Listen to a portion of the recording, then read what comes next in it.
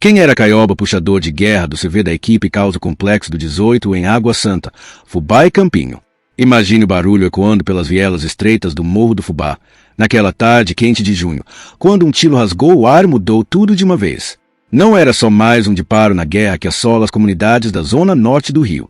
Era o fim de uma era para o gerente, o momento em que Caio da Silva Honorato, conhecido por todos como Caioba, caiu.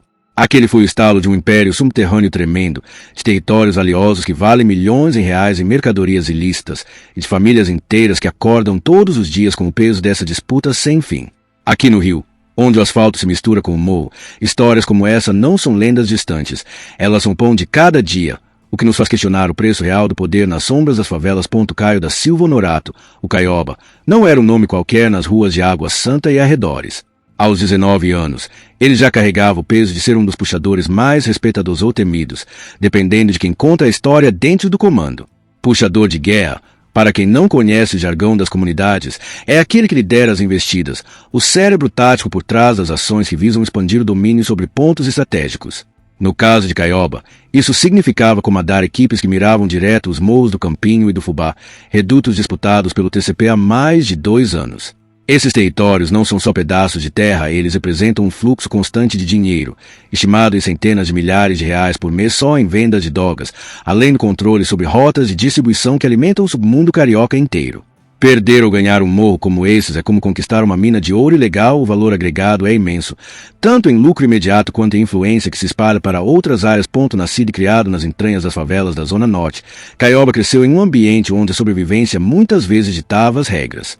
Relatos de moradores e fontes próximas às investigações policiais pintam o quadro de um jovem que entrou cedo no ciclo do crime organizado, atraído pelo dinheiro, brilho ilusório do poder e da proteção que as bandeiras oferecem em comunidades esquecidas pelo Estado. Ele se destacou rapidamente como integrante da Equipe Caos, um grupo interno do CV conhecido por sua ferocidade e eficiência nas operações de invasão. Em perfis nas redes sociais, que ele mantinha com uma mistura de ostentação e ameaça velada, Caioba se apresentava como o artilheiro do CV, o atirador preciso, o homem que não hesitava em puxar o gatilho para defender o que era dele. Fotos o mostram posando com bicos de calibre alto, peças reluzentes e pilhas de notas de dinheiro, ao lado de garrafas de bebidas importadas, e pacotes que todos sabiam que continham. Era uma vitrine de sucesso, mas também um recado claro para os rivais: aqui quem manda sou eu, e o valor que eu trago pro bonde é inegável. A Equipe Caos não era só um apelido, era uma marca registrada de eficiência letal. Sob o comando de Caioba, eles realizavam incursões noturnas, usando a cobertura da escuridão para avançar sobre pontos de venda controlados pelo TCP. Em uma mensagem gravada em vídeo, que circulou amplamente nas redes após sua queda, ele aparece equipado até os dentes, com um bico pendurado no ombro e uma peça na cintura. E aí, chefe? Pegamos a equipe do caos, diz ele, com uma confiança que beira a arrogância, mas se reflete o orgulho de quem sabe que suas ações injetam valor direto no caixa da bandeira. Cada invasão bem-sucedida significava não só a captura de armas e estoques de drogas que podiam valer dezenas de milhares de reais no mercado negro, mas também o enfraquecimento psicológico do inimigo. O TCP, com seus líderes como Lacosta e Coelhão, via em Caioba uma ameaça constante, um espinho que impedia a consolidação de seu domínio na região. A guerra entre CV e TCP pelo controle do Morro do Fubá e Morro do Campinho é o epicentro dessa disputa. Esse morro, com suas escadarias íngremes e vistas panorâmicas que servem de vigia natural, é um ativo de alto valor para qualquer bandeira. O tráfico ali movimenta uma economia paralela que sustenta não só os chefes, mas uma rede de olheiros, gerentes e até moradores que dependem indiretamente dessa dinâmica para sobreviver. Já em Água Santa, o CV é absoluto, onde a tropa da equipe calcicava estimativas de especialistas em segurança pública, baseadas em relatórios da Polícia Civil, apontam que o controle de um ponto como 18 pode gerar até 500 mil mensais reais em vendas de coca, conhaque, sem contar as extorsões sobre serviços locais como TV a cabo e gás. Caioba era peça-chave nessa engrenagem e ele coordenava as tentativas de invasão ao Campinho e ao Fubá, morros vizinhos que formam um cinturão estratégico. Esses avanços não eram aleatórios, eram calculados para cortar as linhas de suprimento do TCP, forçando-os a desviar recursos e abrindo brechas para se ver acumular mais valor em forma de território e lealdade. Testemunhas oculares, que pedem anonimato por medo de retaliações, descrevem o dia da queda de Caioba como um caos absoluto.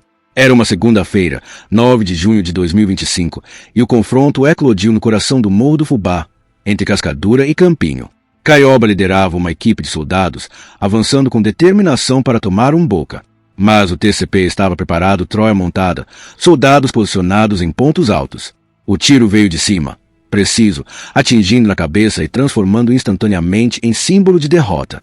Ele foi arrastado para a mata próxima, coberto por um pano camuflado que depois virou troféu nas mãos dos rivais. Membros do TCP gravaram o resgate dele pela equipe Caos com um drone, um vídeo que rodou as redes como prova de vitória, mostrando quanto o valor de um líder como Caioba pesava na balança da guerra. Já outras pessoas dizem que o Caioba foi atingido pelo próprio soldado da equipe Caos sem querer. A polícia militar do 3º Batalhão, sediado no Meyer, foi acionada por denúncias de um homem em um hospital próximo. Ao chegarem, confirmaram a identidade, era ele, Caio, que não resistiu aos ferimentos.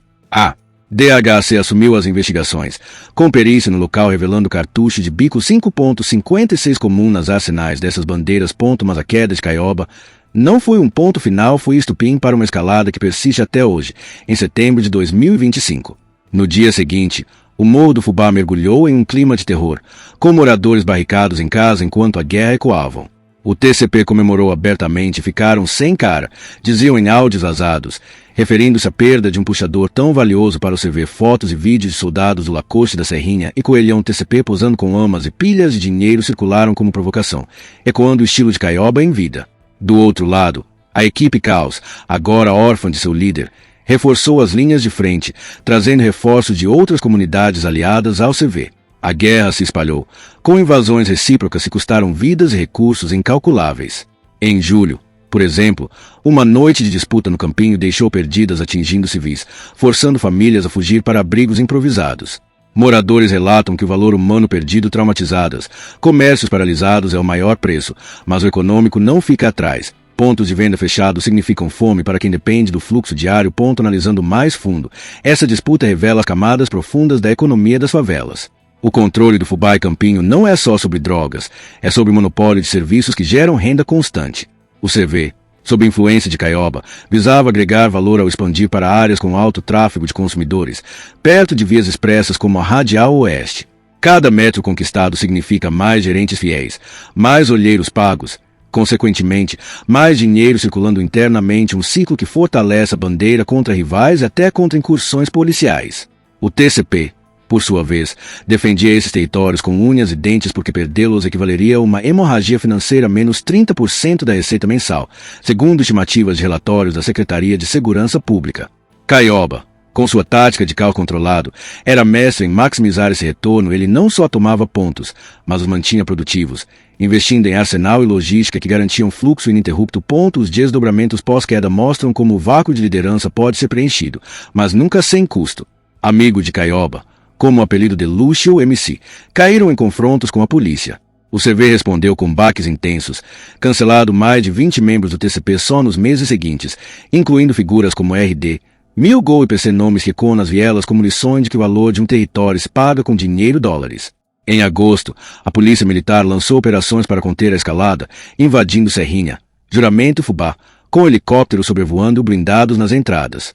Alimentadas pelo dinheiro que flui das ruas. Para os moradores, o impacto é visceral. Eu, como quem circula por essas comunidades há anos, ouço histórias que vão além dos headlines. Uma senhora no Fubá me contou, com os olhos marejados, como o neto dela parou de brincar na rua depois de uma disputa que durou horas, ecoando o legado de Caioba.